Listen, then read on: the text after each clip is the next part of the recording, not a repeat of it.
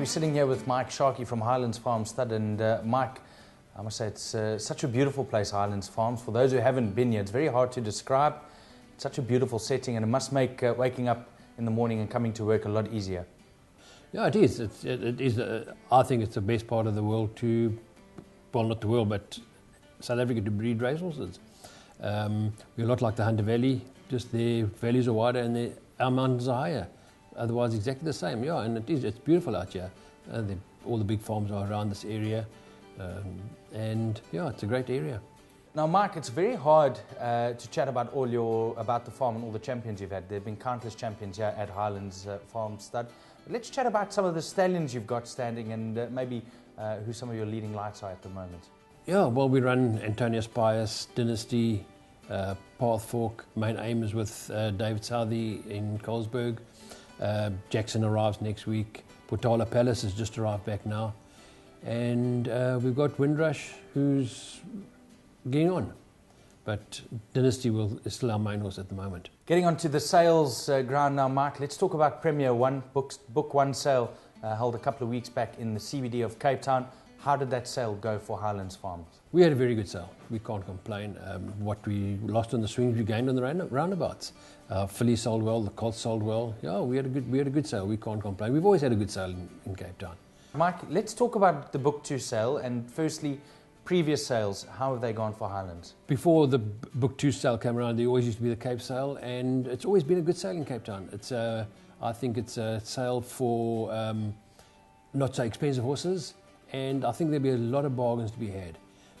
It's the last chance to get into that $1 million race, and yeah, I think the guys are going to be out there purchasing horses. Book 2, will it be more affordable than Book 1? Yeah. Well, look, I mean, the guys who are buying at Book 1 have got the money, so how much affordable is it? I mean, it looks like the guys just buy horses. There's no end to the money for horses. Let's move on to your horses, and we're going to start with lot 17, Lestrada. And it is a filly by Windrush out of the El Mufti mare Via Corsa Coma. And what is she like? Tell us what she's like. Very nice filly. Big, strong, well-made filly. She's by Windrush. And, people all say Windrush fillies are good, but his colts are also as good, and very good sand horse. He's leading sire of dirt horses in South Africa at the moment. And this is a lovely filly. She's a half-sister to Man from Milan with Vaughan Marshall, who won his first start. And yeah, exciting. Hopefully she can get the ball rolling early for the farm. It's a filly family. If you go through the pedigree, all the top horses in this family are all fillies. So what more do you need? All right, the next horse we're going to chat about, Mike, is lot 128, and that is 50 Stars, a son of Antonius Pius out of the Jalad mare, 5 Diamonds. What do you think of this guy? Yeah, look, Antonius Pius is leading Two-Year-Old Sire again this year. He looks like he's just carrying on from last year. And this is a lovely, big, strong colt, very early type. And yeah, I think he'll run a bit, this horse. Okay, moving on to lot 187. And I must say, I battled with the name at first, Mike. And for any commentators listening out there, you pronounce lot 187 High Lily, High Lily, High Low. And it is a son of Great Britain out of the Westman mare Lilium Regal. But for those guys looking at the pedigree who don't know much about Great Britain, can you maybe just fill us in and tell us about him and maybe what his progeny look like and those you've seen on the ground? He throws lovely horses. I mean, we were fortunate to have him here when Dynasty went in for his colic op, and he got a lot of good mares. He throws colts, fillies, both very nice. He's by Green Desert. It's his dream, who's leading Two-Year-Old Sire in Europe at the moment, is by Green Desert. And then Iraf, who is out of Great Britain's sister, is second leading Two-Year-Old Sire. So what more do you need in the family? I mean, there's speed, and more speed. He's had another 2 winners in Australia. And yeah, he throws lovely, very precocious type horses. And if they don't run early, I'm sure the trainers will eat them without salt. Right, let's talk about the dam side of the family. Lilium Regal, the Westman mare. I mean, this goes all the way back to Jordoba, Bilboa, Daylily Delight. It's quite a famous pedigree from Highlands. This is Jordoba's family. It's the Lily family, very good family, Villandry. Yeah, very nice colt, very good looking, and I think he'll go a bit of money.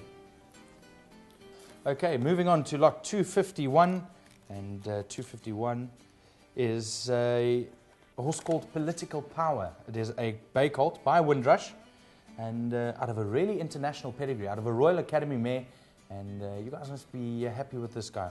Yeah, he's a very, very good-looking horse, easy walker, well-made, and she produces good-looking horses, international pedigree, as you said, and yeah, there are not many Royal Academy mares in South Africa.